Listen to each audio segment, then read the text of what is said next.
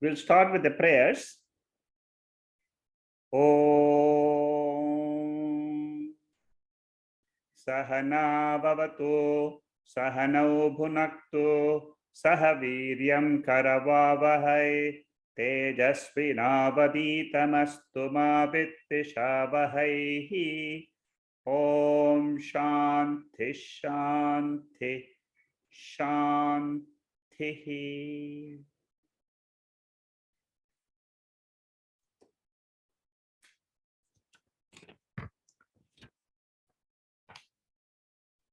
We are studying at the moment Panchadasi, chapter 4, titled Dvaita Viveka Prakaranam. This consists of 69 verses, and we have seen what these 69 verses, how they are divided. We have seen before 7 topics. It's a very beautifully constructed chapter. The first verse introduces the teacher and the disciple, and it talks about 2 types of Dvaitam: Isha Dvaitam, Jiva Dvaitam. Isha Dvaitam means creation which consists of duality between the subject and the object. There's one type of creation which is created by the Lord. For example, the mountains, the rivers, the trees. These are not created by me. I am a Jiva. I am a small individual in the universe. So there is another power which has created what I see before me. There is a creator behind it, which is called as Ishwara. So the Dvaitam which I experience, the plurality which I experience is creator is Ishwara. There is also a Dvaitam which I create in my mind. Whenever I think of something, it is manorajyam. It is wandering of the mind in different parts of the world. I think about my daughter, I think about my son, I think about my business, I think about my body, I think about my friend. All this happens where for the individual, there is a world which is created and it is in his mind. For example, the dream world. Is it created by the Lord or is it created by the Jiva? It is the Jiva's mind which is projecting. It is subjective world. It is not an objective world. So there is Dvaitam in the dream. I see rivers, I see people, different types of people, I see animals, everything I see in the dream. But who is the creator of that? The Jiva. So this is what is explained in the first verse. Then there are 12 verses which talk about Ishwara Dvaita. You see, first is the description of 2 types of Dvaita. Then Swami Vidyaranya talks about Ishwara Dvaita in 12 verses from 2 to 30. Then he elaborates on the Jiva Dvaitam in 18 verses from 14 to 31. Then from 32 to 37, he says, Jiva Dvaitam is Bandha Karanam. Bandha Karanam means today I feel I'm bound. Is it because of Ishwara's creation or is it because of my own creation? So this Vidyaranya analyzes very beautifully from 32 to 37. 6 verses are there. Then a bulk of the text 29 verses are devoted to how to get rid of this Jiva Dvaitam. Why do I need to get rid of this Jiva Dvaitam? Because it is this Dvaitam which is problem for me. When we analyze those verses, you will get a very clear idea as to how to get rid of Dvaitam, but it is not a physical elimination. It is cognitive elimination. With this, what happens? Then I am set free. I realize my own nature as ever free Nitya Mukta Atma. Because Atma or Brahman happens to be the substratum of the whole creation. So this is broadly how the chapter is going to be developed by us. Very beautiful way of presentation. If you go through these 7 topics and keep in your mind how Vidyaranya releases us from bondage with the help of this analysis of duality discrimination in the creation. So the methodology is, first he will say there is a creation, and then that is what is called as adhyaropa. Then he will negate the creation, which is negation of Jiva Dvaita. That is called as apavada. So we have studied these 2 methods before, adhyaropa, apavada. When we dwell on both these methodologies, ultimately we arrive at Advaita Principle, which is Brahman. Brahma Satyam, Jagan Mithya, Jivo Brahmaiva Na Paraha. Always remember this fact. Every time we analyze a chapter, it will be with reference to this final ultimate statement of Shankaracharya. Brahma Satyam, the substratum called Brahman or Satyam Jnanam Anantam or Turiyam, is the ultimate non-dual reality. It is Advaitam. It is not Dvaitam. Why do we say it is Advaitam? Because with reference to that Brahman, ultimate Adhishtanam for the whole creation, this world which we see, we will then realize this world which we see in the Jagrat Avastha is like the world which we experience in our dream world. But then you have to rise up to that level. So this is a bird's eye view. With this, now I will go straight into where we stopped last week, and that was verse number 2.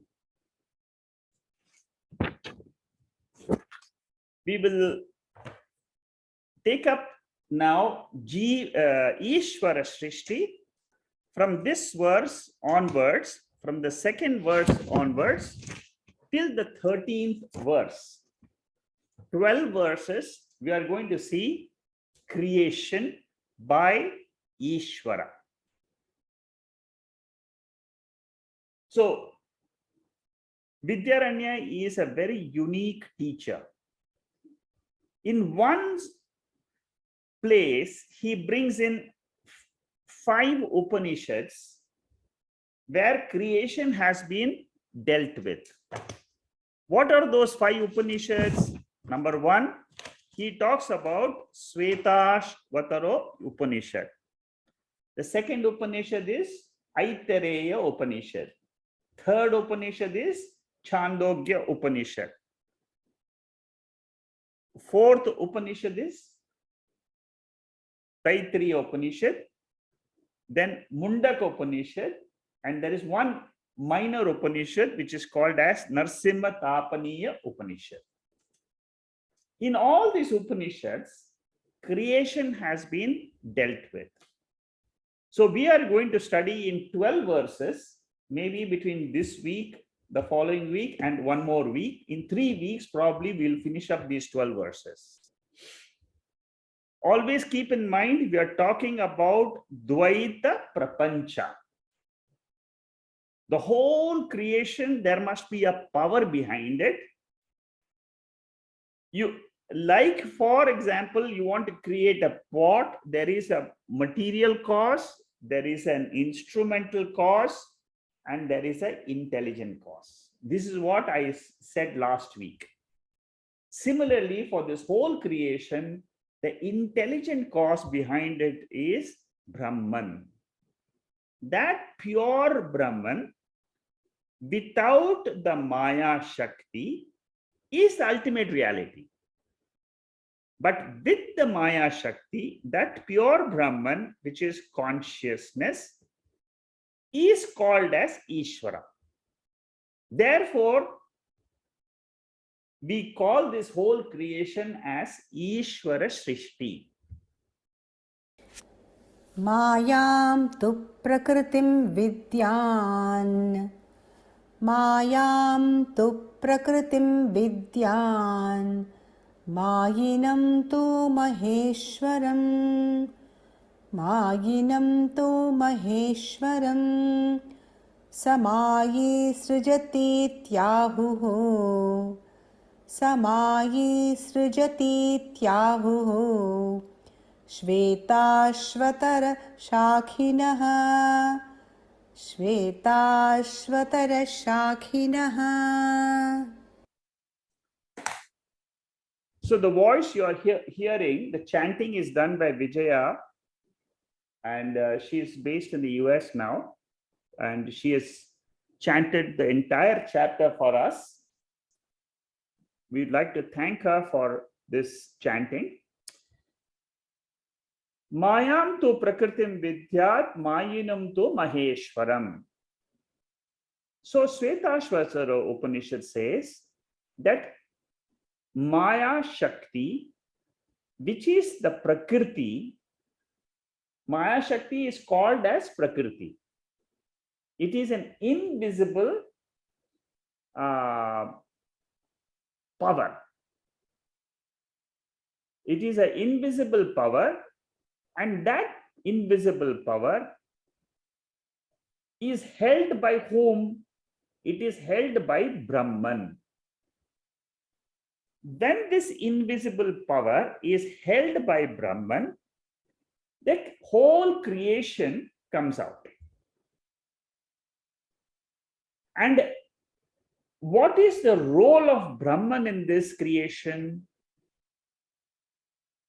The role of Brahman in this creation is, he is the lender of existence and consciousness. Very, very important point. You should remember how Veda teaches us to see the universe. This creation is guided by somebody. That guidance cannot be by an inert material object. This guidance principle is an intelligent cause. That intelligent cause is called as Brahman. What is Maya Shakti? Maya Shakti is the material cause. It is inert by nature, by itself. When this consciousness and material cause, they come together, then the creation appears. This is what the second verse says. Very, very beautiful section. You should try to see the way the Veda tries to show us the creation, because our eyes are only seeing form and color. They are only hearing the sounds in creation. But what lies behind that, our sense organs do not have the power to know. We have to depend on the scriptures. So who reveals Ishwara to us? It is the scriptures. It is this type of Upanishadic mantras. We accept it with full faith that there is an intelligent principle called Ishwara, and he is the one which is a mixture of matter and consciousness. How is it like that? You look at your own self. Am I pure material? No. I am constituted of 5 elements, and there is a sentiency in this body. It is together. Sentiency is the power by which I can think. My mind can think. Sentiency is the power behind my prana. Without a sentient principle guiding the prana cannot be in this body. That sentient principle is called as Ishwara. I have given the exact verse of Shvetashvara Upanishad, chapter 4, verse number 10. This God, this Ishwara, is the Lord of Maya. Lord of Maya means what? Lord of the material world. The whole world is nothing but matter. And the beings like us, we are a part of that Ishwara. We also have in us a reflection of that consciousness in us, sentiency. That is why we are alive. Okay, so this is the essence. I will just run through the other descriptions which I put in the slide. So Jiva creates. Now I am giving you what the Mimamsakas or the Bauddhas, these are 2 schools of thought of Indian philosophy. Mimamsakas are people or philosophers who believe in rituals. Rituals means they believe that everything is decided by karma. We act, we produce results. We act, we produce results. These results are adrishta. It cannot be seen by the eyes. The results. We are not talking about the karma. The result of karma is responsible for the creation according to Bauddhas and Mimamsakas. Later on, we will see how Shankaracharya and how Vidyaranya will say that it is not possible for inert karma to produce the world. That is it. But here what I am trying to project is whatever the philosophy of Mimamsakas are there, that is what is mentioned here. There is no Ishwara to create this world. So what creates a world? Adrishta phalam creates the world, according to this school of philosophy. So you perform Jyotishto Homa Yaga, that performance itself will give you a punyam. That punyam will take you to that Swarga Loka. That is how the Mimamsakas, all the ritualists, they all believe that there is other worlds beyond this Bhuloka where we are all there. There are other worlds and they all are working to go to the next world when they leave the body. So according to them, karma is very important. You keep doing karmas, Keep doing rituals and you will go to different worlds.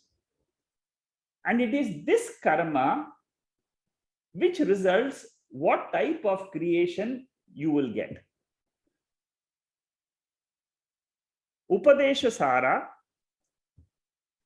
a very beautiful text by Ramana Maharishi, has this first verse, Karturajnaya prapyate phalam karma kim param karma tad jhadam. Very beautifully, in the first verse itself, Ramana Maharishi says that there is a creator of this world, because he is the one who governs the fruits of actions. And action by themselves are jadam. A jadam action cannot decide the result of action. There has to be another power who gives the results of action. The result is inert, but there is somebody who gives this result to a particular jiva. For example, a cup does not walk to be yours. It doesn't have the walking capacity. Similarly, karma palam is jadam. If karma action is jadam, if cause is jadam, the result, the effect will be jadam only. But how does then it comes to you as the jiva in this birth? If you ask, the Mimamsakas have no answer. They say there is a punyam which will result in, which will automatically go to a particular jiva. This is where Advaitins will say that there is an Ishwara principle. Mimamsakas are nir-Ishwara, Bauddhas are nir-Ishwara. They don't have Ishwara in their philosophy. So they are not able to answer the objection of Advaitins. Quotations for the Srishti are taken from Svetashvatara, Aitareya, Taittiriya Upanishad. Ishwara is the Srishti Karta. In all these quotations, we'll be studying all these quotations in these 12 mantras, and everywhere you will find there is a common thread which tells us that there is a Ishwara principle. Prakriti means nature. That is one meaning of Prakriti. Prakriti also means Sattva, Rajas, and Tamas. The three strands, for those who have done the Bhagavad Gita, chapter 14, this topic is not new to us. Prakriti is nature. This nature consists of three strands. Sattvic nature is peaceful. Rajasic nature is action-oriented. Tamas is laziness, inertness. Whenever you see the creation, you will find these three factors. There will be a sentient factor, there will be an inert factor, there will be action. But these three, according to the Advaita philosophy, all these three are basically inert. Intrinsically, the world is inert. Why do we say it is inert? Because they are made up of 3 elements or 5 elements. So, if the cause of the world is the 5 elements, the effect of the world, the effect of the 5 elements will be only inert. That is how we should logically understand creation.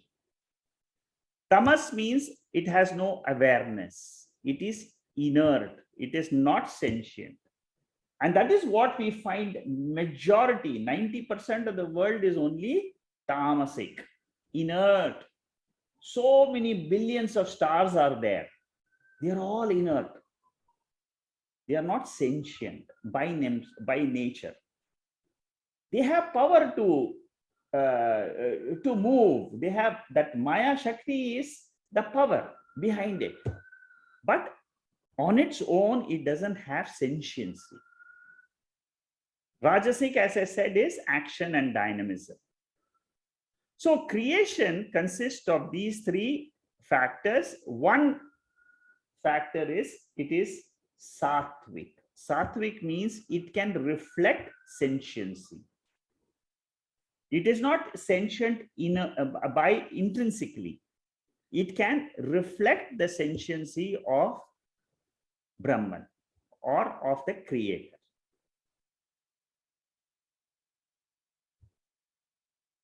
That is what is also expanded in the next slide here. So the Prakriti, Kriti means ability to create. Pra means it is a prefix. Prior, prakarshaha, before. So ability to create the world is called as Prakriti.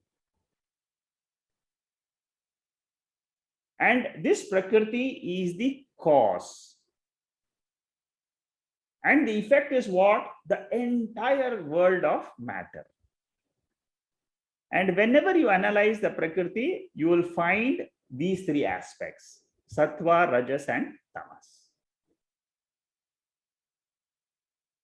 This Prakriti, when it creates the world, it is called as an illusion. It is not a factual creation.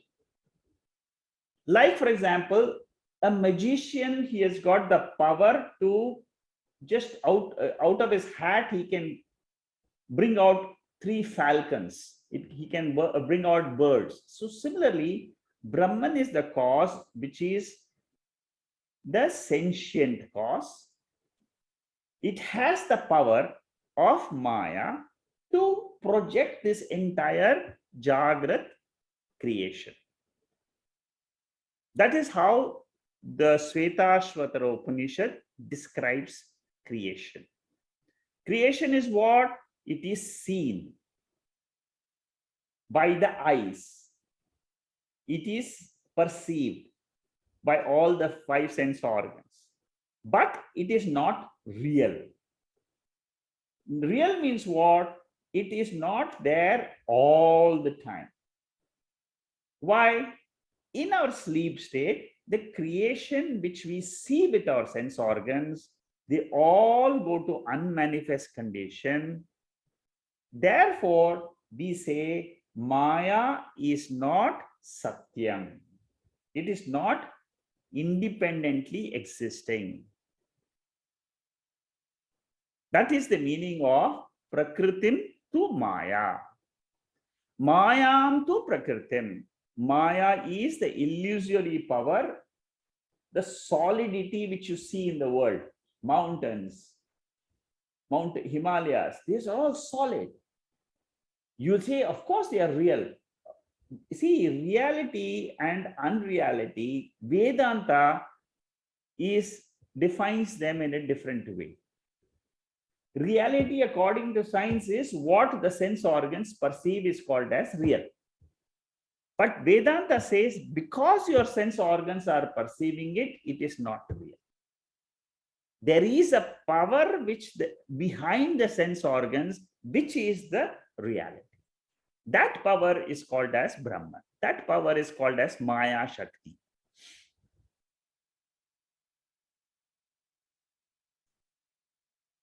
Whatever is produced by Prakriti is illusory and it is Vyavaharika Satya. See, this is how creation is explained. What is Vyavaharika Satyam? Maya. The whole prapancha, the whole panchabhutas, the power behind this whole creation is this Maya Shakti. What is Jiva? Jiva is under the control of Maya. That's why he's called as Maya Dasa. Ishwara is what? Ishwara is the controller of Maya. That is the difference between Ishwara and Jiva. Right now we are doing Ishwara Srishti.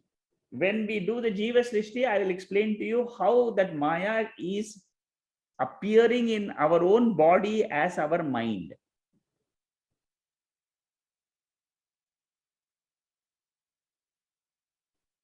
What is the relationship between the possessor of Maya and the possessed Maya? That relationship is the relationship of adhishtanam and superimposition. Maya is a superimposed power on Ishvara. What is more powerful? Maya is powerful or the controller of Maya? Ishvara is the controller, Mayinam. He possesses Maya. Therefore, we say Ishvara Shakti is higher in nature compared to the world, which we see through our sense organs. Very beautiful verses are there in the Bhagavad Gita also describing creation. What are those? Some samples I put here. Maya dakshena prakritihi suyate sacharacharam hetunanena kaunteya jagati parivartate. Same principle of Maya is explained in Bhagavad Gita 9th chapter. 7th chapter, 9th chapter, they are all talking about Ishvara, the Tat Pada Vichara in Bhagavad Gita. And these Maya Dakshena Prakritihi. Maya Dakshena Prakriti means what? I am the controller of Prakriti. Ishvara is saying, I control this Prakriti. What is Prakriti consist of? Chara and Achara. Whatever is moving and whatever is stationary, that is what is Prakriti. In 2 words, in Bhagavad Gita, they describe the whole creation. What is creation? Whatever you see moving. Moving means what? Animals are moving, stars are moving, sun is moving, earth is moving, the human beings are moving. They are all moving. That is one aspect of Prakriti. What is the second aspect of Prakriti? Stationary, unmoving, like the mountains. A table doesn't move unless you are moving it.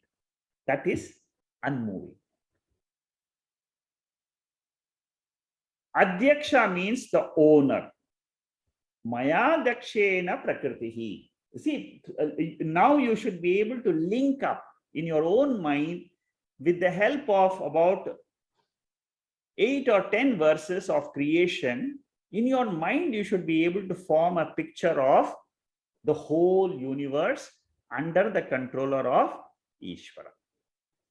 Devi hesha gunamayi mama maya duratyaya mame vaye prapadyante maya metam tarantite.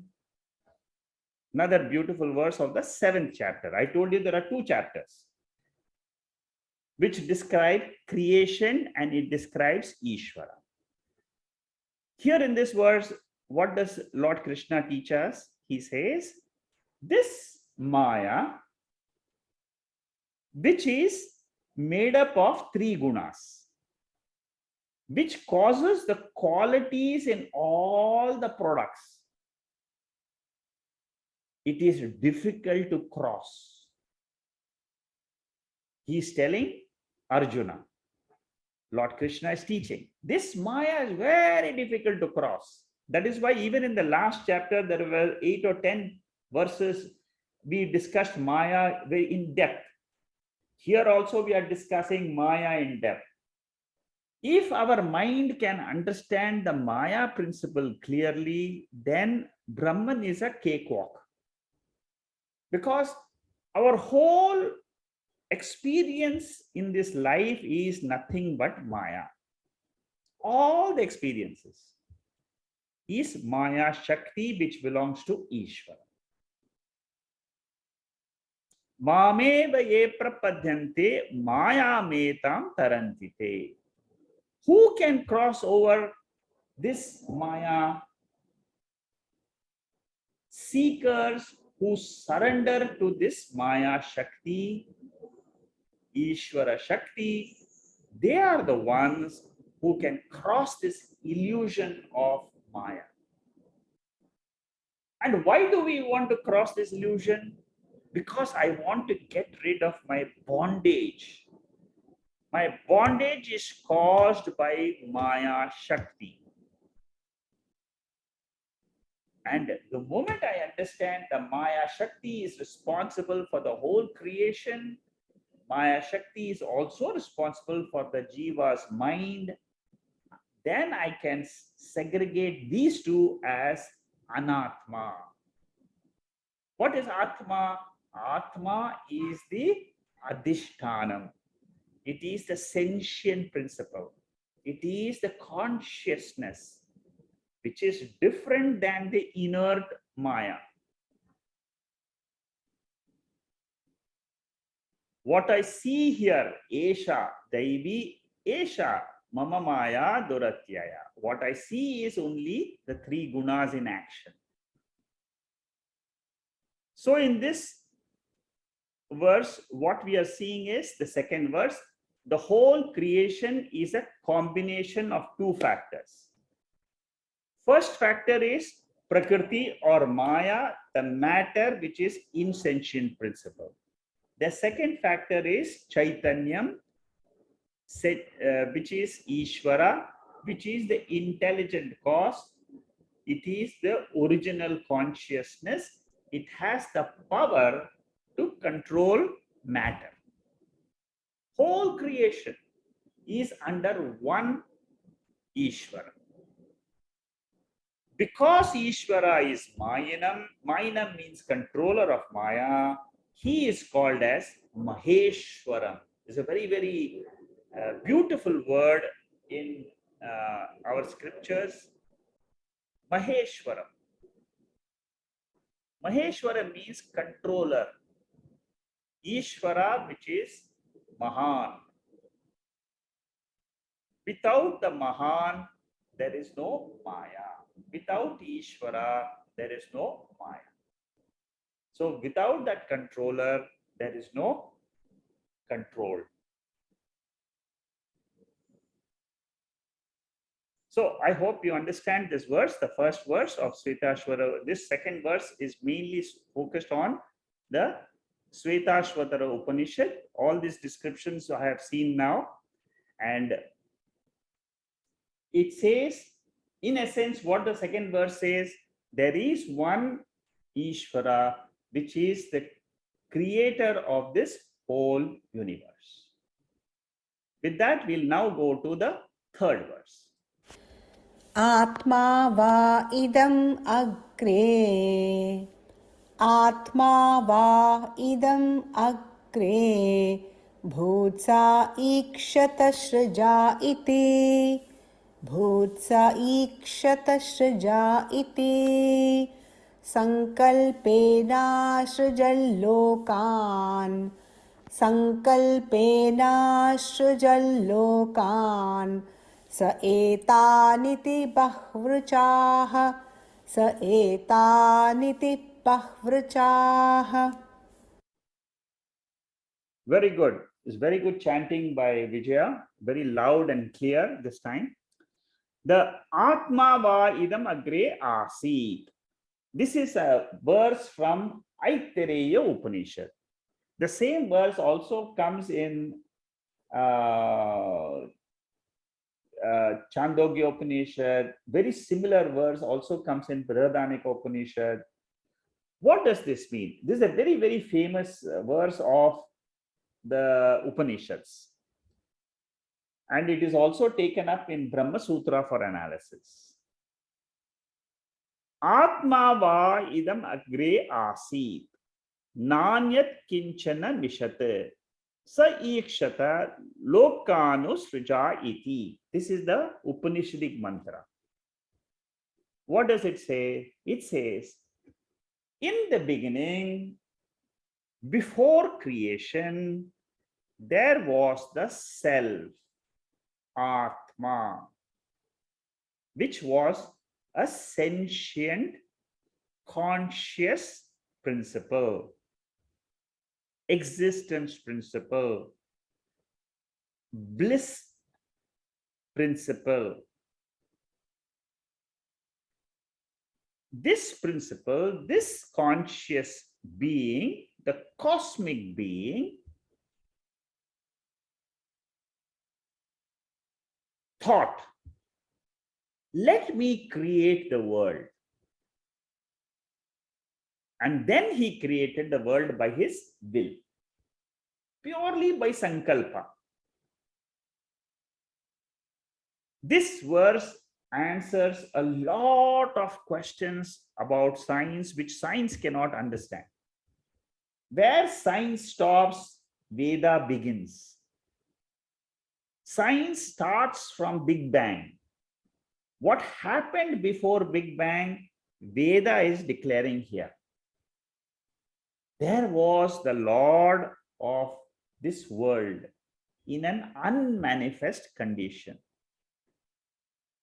That Ishwara in unmanifest condition is called as Brahman or Sat. In Chandogya Upanishad, the same principle is called as, here it is called as Atma, there it is called Sadeva Saumya Idam Agre Asit. Before the plurality came, there was a conscious being which was sentient. And what is the description of sentiency? Something which can think.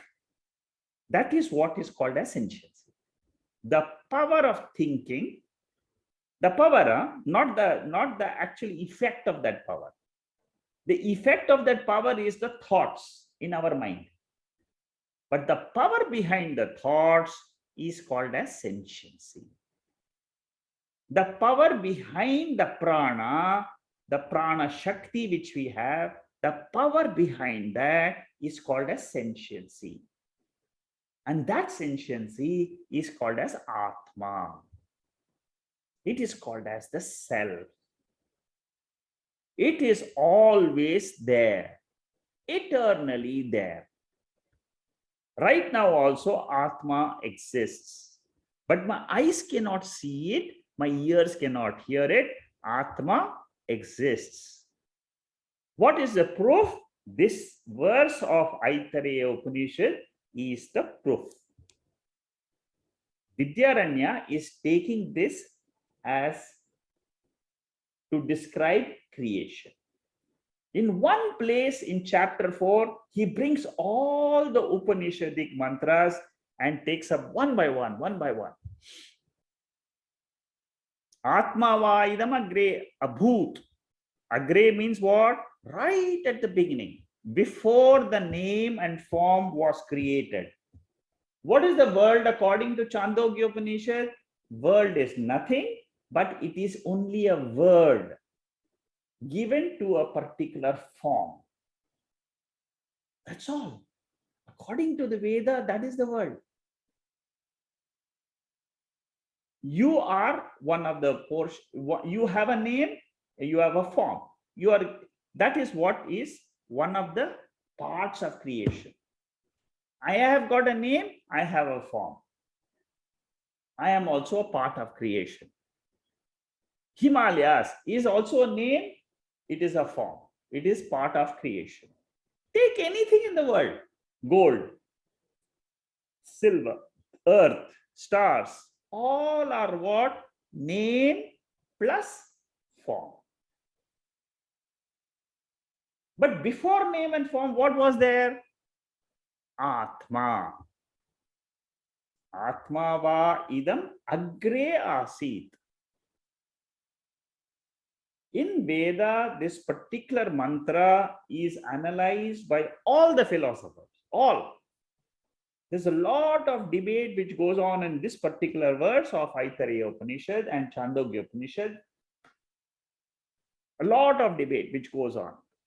Was it a sentient cause? Was it an insentient cause? What was the nature of Atman? Because that is the one which is appearing as this entire universe. It was one unitary, single, non-dual factor. Very important in Vedanta. The whole world is a manifestation in that Sat principle, in that Atma principle. You must be very clear when you come to Vedanta, because ultimately you want to realize that in your own self. If that creator is eternally present, that creator is present right now, it will be present tomorrow also. How much time will I need to know that creator if I know the right methodology? This is the methodology to understand that creator in our own mind. He is there. So it is a single principle, and it is that consciousness which manifests as the Jagat. The world of plurality which we see exists in Atma in a potential form. When it is in potential form, how is it? It is without any differentiation. That is what is called as Karana Shariram, Karana Prapancha. So now you are able to understand what we see through our sense organs is the manifest world. This manifest world in our sleep state goes into unmanifest, which is called as Karana Shariram or Maya. So do we experience Maya at all every day or not? Yes. When do we experience Maya? When do we experience the Karana Shariram? Clearly, it is experienced in our sleep state. Because in that state, the whole universe is in unmanifest condition. This is how we understand Maya. And what is that Ishwara? That Ishwara is the controller of this Maya Shakti. Where is this Maya Shakti operational? In all our mind. The self alone was there before creation. The same self is there in our sleep state as pure consciousness. That is called as Atma.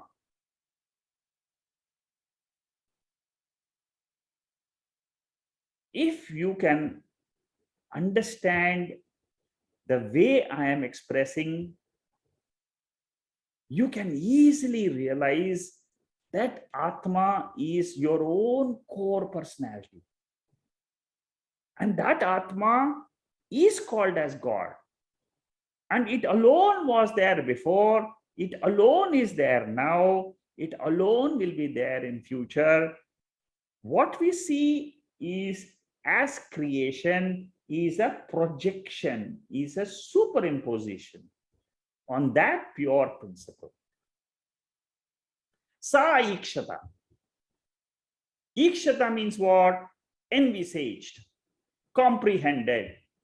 How do we say? For example, If you are a painter, in your own mind, you will imagine the painting which you want to produce in the next 1 month. Or a sculptor, you want to prepare an idol of Lord Krishna from a stone or from a particular maybe a clay, maybe from anything. You want to produce an idol. So you, in your own mind, you envisage. Ikshata, that is the sentiency. Similarly, if you are a builder, you have a master plan. How many stories you want to construct? Where is going to be the garden? Where is going to be the powerhouse? Where is going to be the whole thing is a plan. And that is the plan of in the mind. When it comes to creation, what is the plan the Lord has? He has the karma of the jivas in his mind. As per the jivas' karmas, he will design the Srishti. And the whole creation is nothing but it is for the jiva to come and exhaust his karma phalam. There are infinite jivas who have to take bodies to fructify their karma phalas. Creation is required. And that is what is created by Maya Shakti. The illusion creates is seen, is experienced as time. It is experienced as karma phalas. And what are these karma phalas?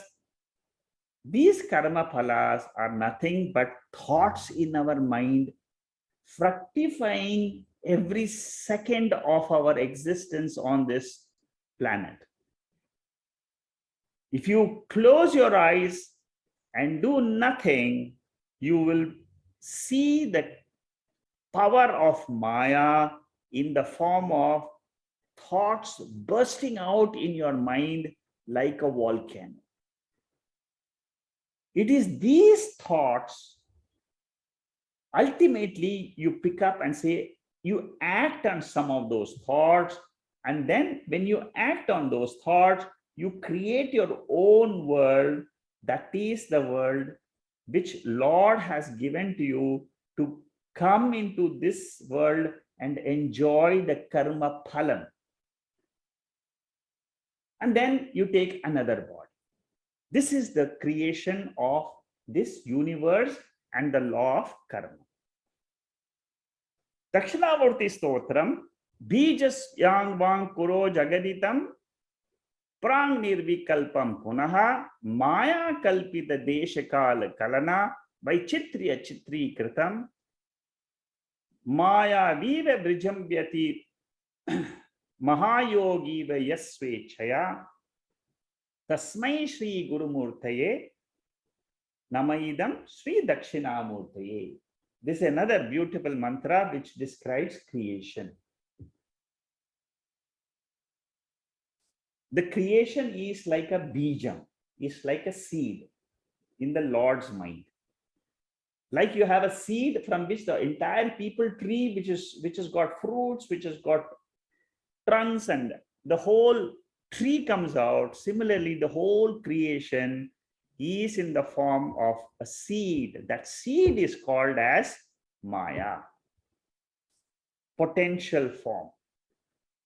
And like a magician brings out so many things out of his hat, similarly, the Lord of Maya brings out this creation for the jivas to come, exhaust the karma phala, and then leave. To create, we require upakarana, which means accessories. And Lord's creation is purely by sankalpa. Sankalpa means what? It is a wish to create, and a comprehension of what should be the creation. That is what is sankalpa. And it happens through the Lord by his own willpower. Lord is Sarvajna, Sarva Shakti. He has the power. That is why he is called as Maha Ishwara. And that Atma is existing independently without creation. And in our sleep, do we exist? Do we also experience this? Yes, yes, yes. I exist without this whole creation. As what? As that pure Atma. Through the creation, the Upanishads help us to realize our nature. Ishwara is Maha Shaktiman. Jiva is a sample of that Ishwara principle. If I understand the creation, I can understand my own nature. I can understand the Maya in my own self. I can also realize Atma, which is beyond the Maya. Okay, so that is the third verse. With this, we will stop today. We will continue the fourth verse next week. I'm going slowly because this is a very beautiful chapter talking about Ishwara Srishti, Jiva Srishti, how to come out of the Jiva Srishti and realize our nature. A complete chapter by itself to realize our nature as Atma. Okay, so from the fourth verse till the 12th verse, we will keep studying this. These are all till the 13th verse is this creation topic. You will enjoy this creation topic because you will see different methodologies in which creation is explained. Next week is going to be Taittiriya Upanishad, Satyam Jnanam Anantam, how creation has come from Brahman, which is described as Satyam Jnanam Anantam. This we discussed in very big detail in the previous chapter, third chapter of Panchadasi. So Vidyaranya brings, when he writes a chapter, he brings in his mind, he has got in his computer all the mantras of all the Upanishads he has got, and then with the help of those mantras, he constructs a chapter. So fourth verse deals with Taittiriya Upanishad, which we'll take up next week. So with that, we will close our study this week of Panchadasi, chapter 4. Om.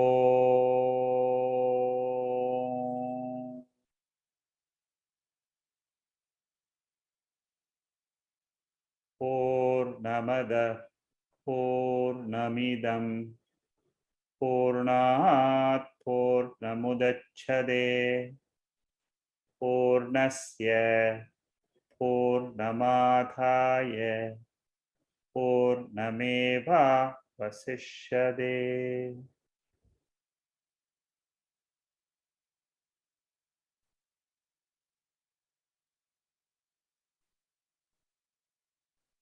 Om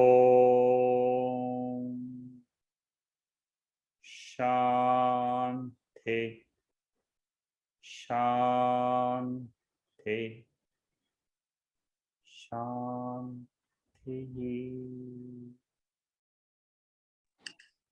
There are no questions on the chat box. If you have any other questions, you can unmute yourself and you can ask. Sekhaji, Bolo, bye. this earlier you were saying that Maya is made up of 3 gunas. Correct. So what have the gunas to do with the Maya? Yeah, you see, like you have fire, the heat is the quality of fire. So if I want to understand what is Maya, suppose I want to know what is heat. How will you know heat? How will you know fire? I have to describe fire with something, right? So I say that whatever is hot is fire. So to describe Maya, I have to say, what is this Maya? I have to describe the qualities of Maya, which means the rajas. You see, for example, sometimes you feel in your mind that I should do this immediately. I must do this job right now. That is what is called as rajas in you. Sometimes you feel that I am very peaceful in nature. You know, in the morning when you get up, you don't feel, you are very, very calm, peaceful. You take your activity slowly during the day. In the morning, you find that. That quality of the mind in the peaceful state is called as Sattva, which is Maya. That quality of rajas, in the middle of the day, you want to do so many activities. I want to go to the market. I want to buy flowers for the Lord. I want to put it for the puja today. I want to go and buy some vegetables for cooking. That is all rajas. That aspect of rajas expresses as activity. Sattva expresses as the desire to learn something. Like you come for a class like this, that is Sattva. Then in the night, you want to say, I want to stop all the activities now. I want to just lie down. That is called as Tamas. So all the three conditions are there in our mind. That condition of our mind is called as Maya. So the three gunas are the condition of the mind. Exactly. Secondly, we were talking about the plurality and singularity, right? Of the beginning, creation, right? Prakriti and the plurality and the singularity. Plurality, yes. Singularity and plurality, yes. So as we say, Atma and Atma, right? Yeah. The two different things, right? How come we have two different, that means plurality rather than singularity? Okay. What you have to understand is, you have to understand what do you mean by Atma and what do you mean by Anatma. Atma means it is always one. It is consciousness in you, consciousness in me is one. That is singularity. It is not two. Consciousness in Saru, consciousness in Ganesh, consciousness in Babubai are all the same one consciousness through which all of the bodies and minds are acting. Body, mind is different, which is called as Anatma. It is plural. Plural means it is perceived by the sense organs. My eyes can see your body, I can see Ganesh, I can see Saru, I can see so many people. It is plurality. So what we perceive by the senses is plural. Okay? What is not perceived is the perceiver. That perceiver is Atma. Okay? That is how I should understand Atma and Anatma. What is the scripture telling me? You are that consciousness principle. You are going to be there all the time. Whenever there is a world, you will be there. That is why in Bhagavad Gita, in the second chapter, na jayate na mriyate va kadachit. There is no birth for consciousness. There is no death for consciousness. That Atma, I should learn to understand as my real nature. But what do I see in the morning when I get up? I see my body. I see the world. Body is born. Body will be in the world all the time. But Atma can be there without the world because it is a spiritual principle. It is consciousness. It is always there. So I have to learn to understand and differentiate Atma, which is pure consciousness principle, as my real nature. And then learn to drop whatever my eyes are seeing, my ears are hearing, all that is Anatma. By doing this, what happens to me? I become free. I become free. Free means what? I do not have anything to do with the body's birth or death. It is there. Let it come and go. It will experience tomorrow another world. It will experience joy. It will experience sorrow. It will experience mixture. It will experience so many things. It will experience. But I am not affected by it. This is called as moksha. This is what is the ultimate benefit of our study of Panchadasi. Okay, very good question. I'm glad you asked this question. Many people have this question in their mind. I'm very happy you asked it. It was a nice explaining also. Thank you. Thank you. Yes, Saru? Yeah, Shekharji, two follow-up questions and one another question. So when you say that Rajas and Tamas and Sattvic are mostly about the level of activity, my question is it necessarily about the state of about activity, or is the state of mind with which I approach the activity? I may go vegetable shopping, but if I do it in a very calm state, won't that be Sattvic? Oh, yes. Yes. Yeah, so it'll be... It will, yes. You see, I am only saying these are the conditions of the mind. You can be sattvic and still do your activity. You are very blessed because in your mind, you are not focusing on the organs of action. In your mind, you are always calm. Okay. So actions... the mind is calmness, whereas the action of the organs of action is due to rajas. Okay. Okay. I got that. Okay. The second,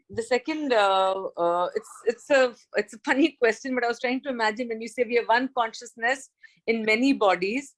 So the thought which occurred to me is, supposing I die, so my consciousness comes out of this body, right? But the consciousness exists. It's like one continuum. It can enter into bodies. It can be in the form of anything. It can be in the form of animal, it can be in the form of a human, it can be in the form of a plant. Yes. It can go into anything. Absolutely. Yeah. Okay, fine. When it goes, it is in the form of reflection only. Nothing happens to you. Even today, now, as consciousness, you are completely asangaha. Asangaha means unattached. Okay. That is the nature of consciousness. What is the nature of the body? The nature of the body is to be inert. It cannot talk, it cannot chant, it cannot do anything. But today I see the body is talking. Yeah. Body is hearing. Why the body is talking? Why the body is hearing? It's because of the reflection of consciousness in the body. Right. So even today, you are not entering all the bodies. You are only pure consciousness. This is the problem. The problem is we think we are the consciousness in the mind. Yeah. You have to come out of that orientation. I am not the consciousness in the mind. I am pure consciousness, always present. Okay. Okay. So it's And irrespective. consciousness, mind is waking up, experiencing the world of Delhi and going back to sleep. My mind is waking up in America. I will see America. I'll go to sleep.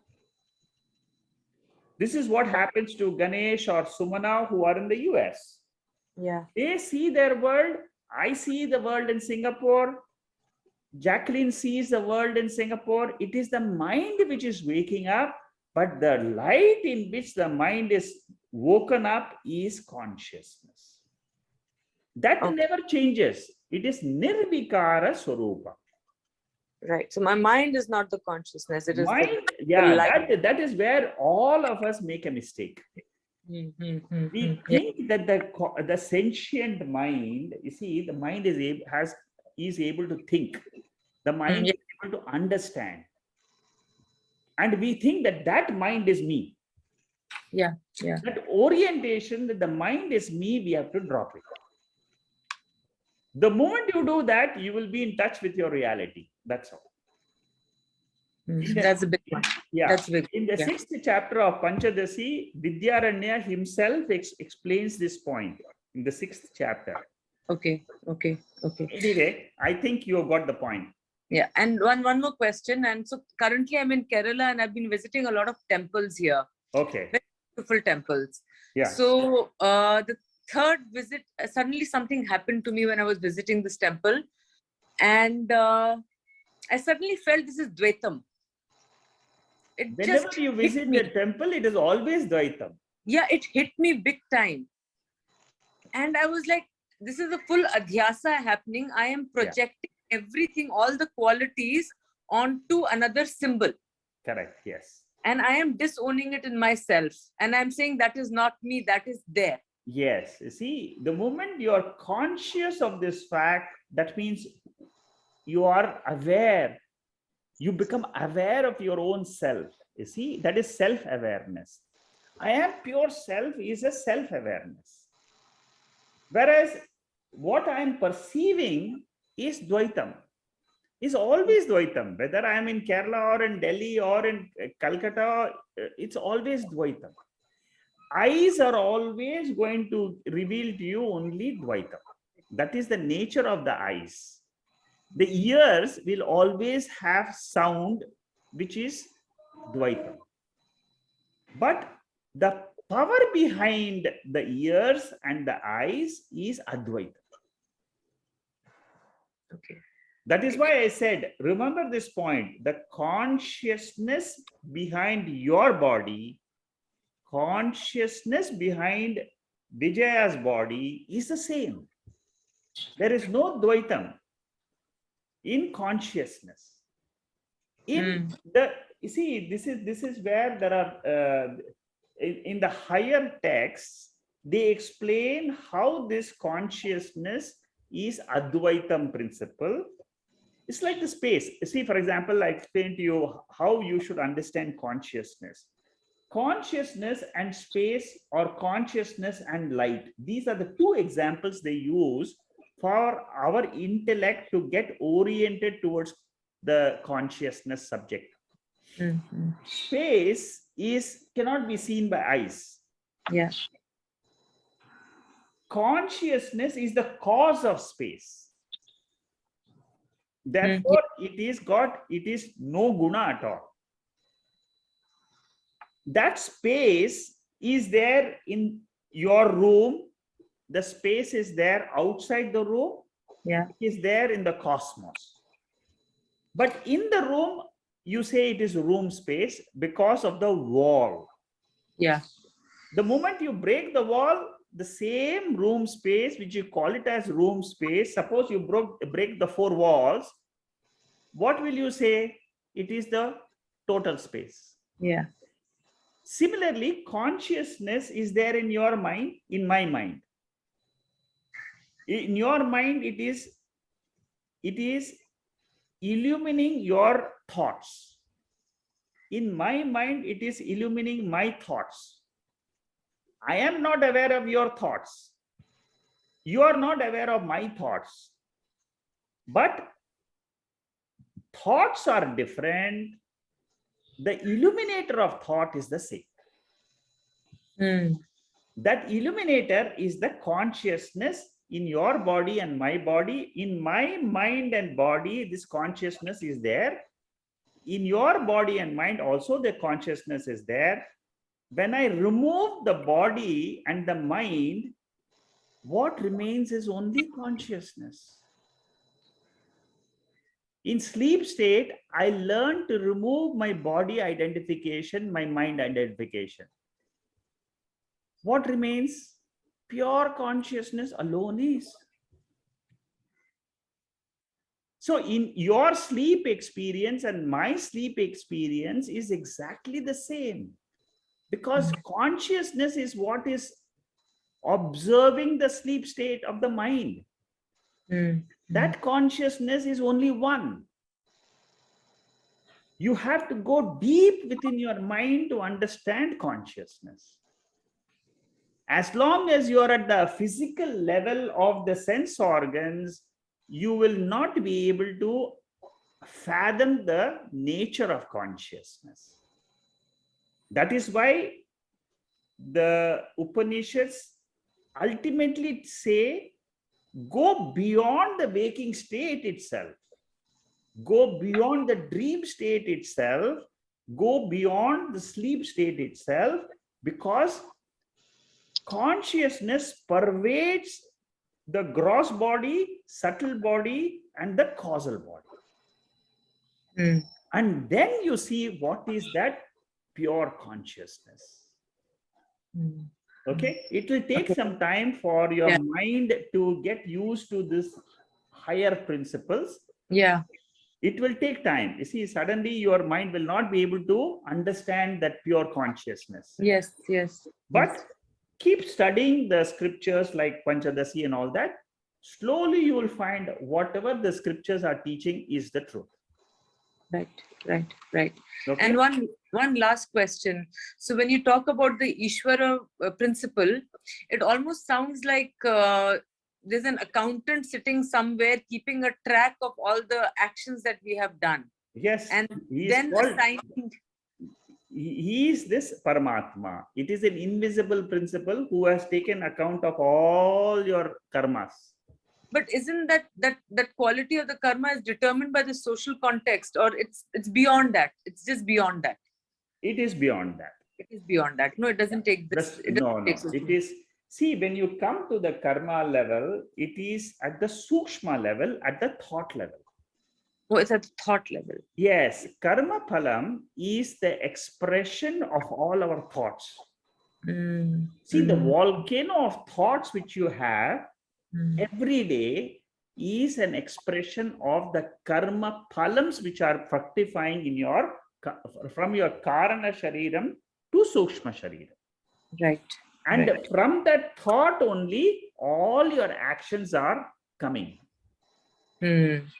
So you can see the importance of karana shariram, sukshma shariram, and sthula shariram. All these three put together, they are expressing what the law of karma is doing. Right here, right now. Right now, law of karma is active. You are listening to the talk is not an accident. It is a law.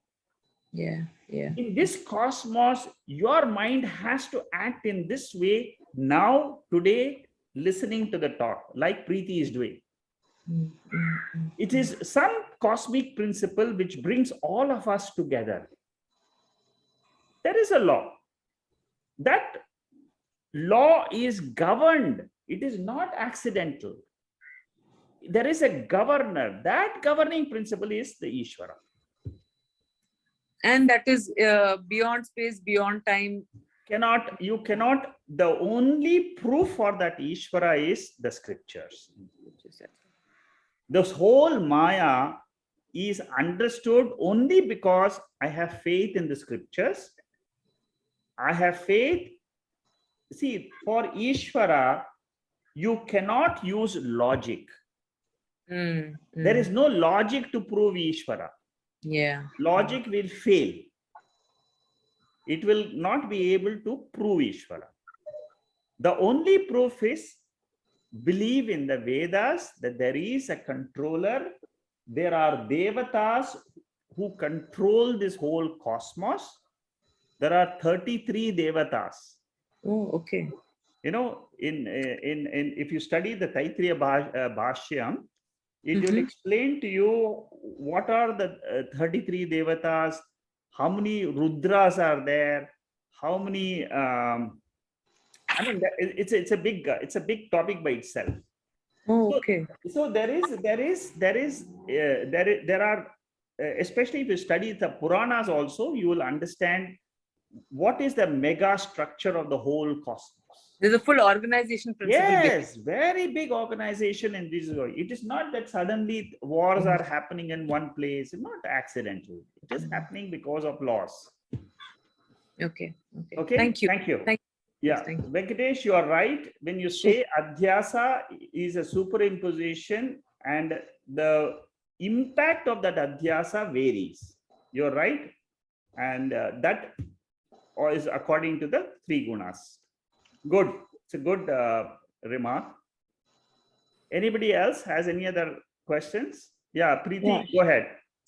Yes, Shekharji. So, as we are talking about this whole law of karma and universe, so what came to my mind is that in our own Jivatma, what is our ladder of birth? Do we start from the lowest yoni and go to human, or we are born into human first and then based on our karma we again go back to different forms? Okay, good question. It's like asking God, how did you create me? Was I an insect and a mosquito before I became a human being? You know, the karma principle. Yeah. See, basically, Preeti, what you have to understand is Jivas are always there. They are anadi. Anadi means that they are perennially, eternally there. Okay. Now, they are taking up certain bodies at different times. It can be an insect body, it can be a mosquito body, it can be a human body. Today, for example, if you see a cow, it was a human being also before. Due to some problems of prarabdha, it has got a cow body today. So don't focus too much on the bodies, focus on pure consciousness, which the Upanishad is trying to teach us. You use the creation theory as a stepping stone for your Atma Jnana. That's all. Don't dwell too much on the nitty-gritties of the creation, because there is no straight answer to your questions regarding creation. Up to a certain point, there are certain theories and models of creation which are given in the Upanishads. They are only models for my mind to grow. That's all. My mind is today sthulam. It is gross mind. I have to make it sukshma buddhi. For making the mind sukshmam, the law of karma is given, the devatas are explained, all this structure of the whole cosmos dividing into panchabhutas, all that is explained only for one reason. And the reason is, Srishti is not for, Srishti description in the Upanishad is not to tell us that there is a Srishti and all this. It is only for making my mind sukshma to understand the concept of Atma. To answer, there is no direct answer. Was I a human being before and was I an insect before and or amoeba before and I became a human? The answer to that question is, if you follow science, it will tell you you were a monkey before you became a human being. But Veda doesn't go by that evolutionary concept. Am I clear? Yes, Shekharji, thank you. Okay, so I may not give you a direct answer, but I'm giving you some pointers so that you can go in the direction of Atma Jnana. Because this is how, when you study Brahma Sutras, they tell you clearly, don't focus on creation. Because ultimately, creation is Maya, Shakti. Up to a certain point, you can give description of Maya Shakti. But beyond that, there is no logic to explain creation. It is a power of the Lord. That's it. Accept it and then move on. Akshay has got a question. Do law of karma decide our progress in spirituality? Our progress in spirituality is dependent on two factors. One factor is our own effort. What effort I am putting? Then your question will be, is that effort also decided by the law of karma? No. My effort, Ishwara's grace, together are responsible for the progress in spirituality. You cannot sit down and say that Lord will, according to the law of karma only, if I have to become a jnani, I will become a jnani, otherwise I will remain as an ajnani. That rule does not apply. Because Lord has given us the free will. Every moment we have to use our free will and our buddhi to act correctly in this world. And if you are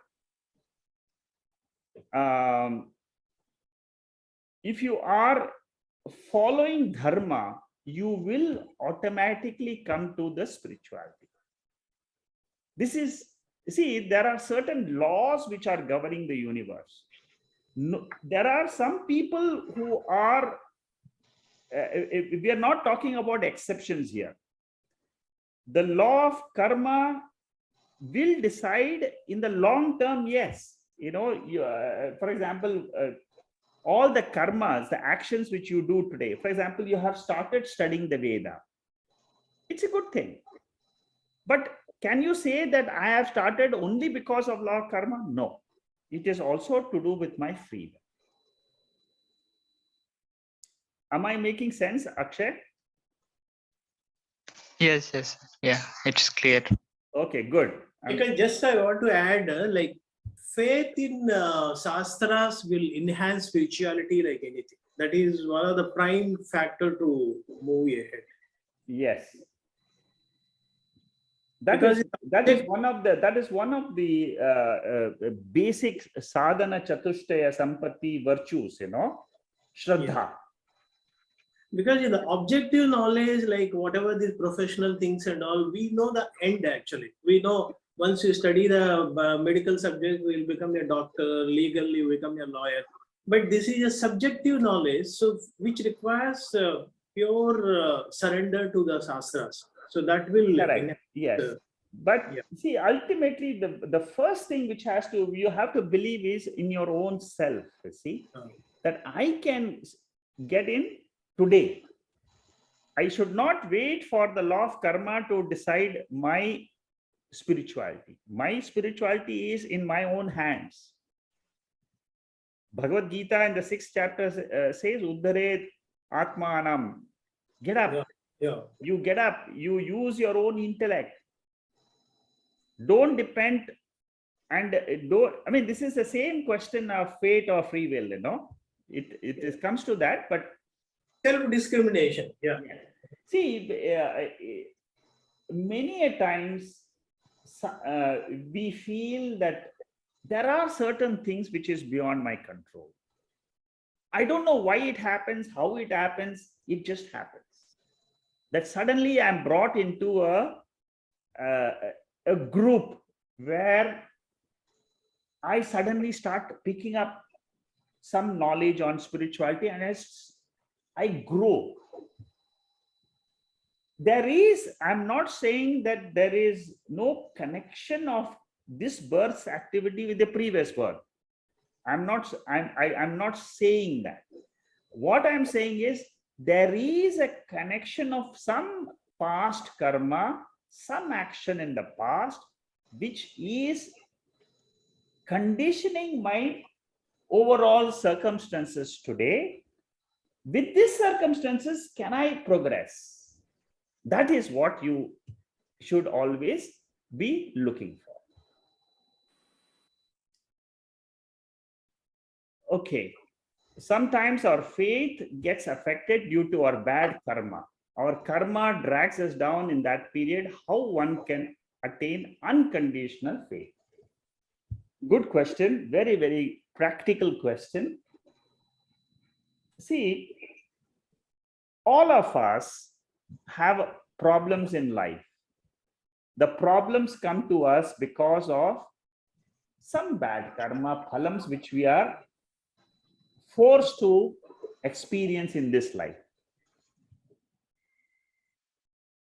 Unconditional faith in the scriptures will grow. It is not something you will be born with and suddenly it will come. You see, your faith in the scriptures will grow as your mind becomes more and more sattvic. The more we study, the more we experience life, you will have some faith in some higher power. Some higher power brought me to life. It is keeping me in this life. It is giving me some experiences. I didn't ask for those experiences, but I'm getting it. I just accept it and move on. But I don't lose the faith in the Lord. Very important point. You should always keep that faith going as a substratum in all your experiences. Try not to use it, lose your faith, because there could be some challenging circumstances in life. I agree. Life is not a bed of roses. It is not at all. There are all the complications. The moment we get up, the moment we sleep, there are always challenges in life. For everybody, for you, for me, for Vijaya, for Jacqueline, everybody, there is a challenge. Every day is a challenge. But I learned to move on with some power in me to say yes. There is some power in me itself. That power is given by whom? Some controller is there. And the study of Upanishads will increase your faith in some higher power. Without any doubt, you will realize, in spite of so many problems in life, your faith will grow. Your faith in the higher will grow in leaps and bounds when you are studying the scriptures. Because this study will make your mind sattvic. And the sattvic mind is something which will have faith. It is one of the basics of that sattvic mind. So, in conclusion, continue the study. The unconditional faith will grow. Good question, Akshay. Very well. I'm glad you're bringing these points.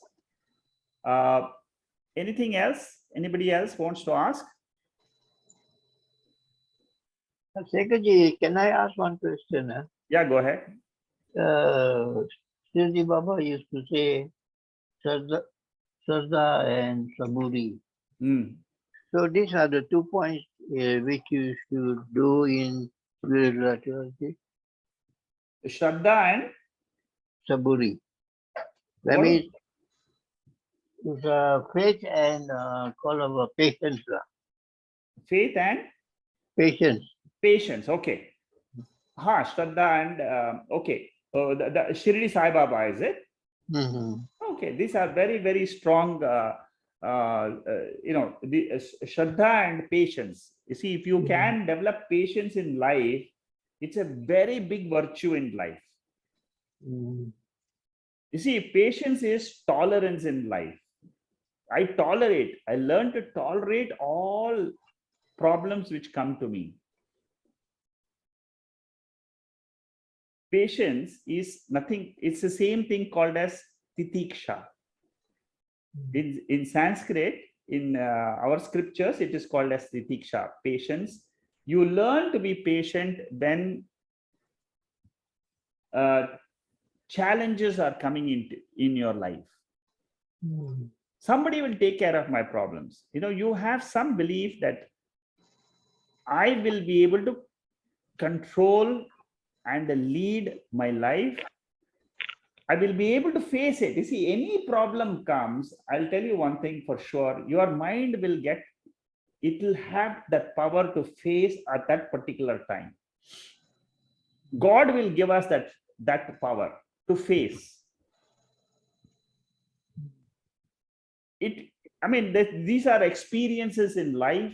The more you experience, the more you will have Shraddha, and the more you will definitely gather patience in life. Initially, in our young days, we are impatient because we want to achieve so many things in life in a very short time. I want to earn my first $1 million. I want to have my house. I want to have this. I want to have that. It makes you impatient. Okay. Good. Thank you. Thank you, Baba. Thank you. Thank you, and good night. Good night. Good night. Hari Om. Hari Om. Hari Om. Hari Om. Hari Om. Hari Bol. Thank you. Hari Om, sir. Hari Om. Hari Om. Thank you. Thank you. Hari Om.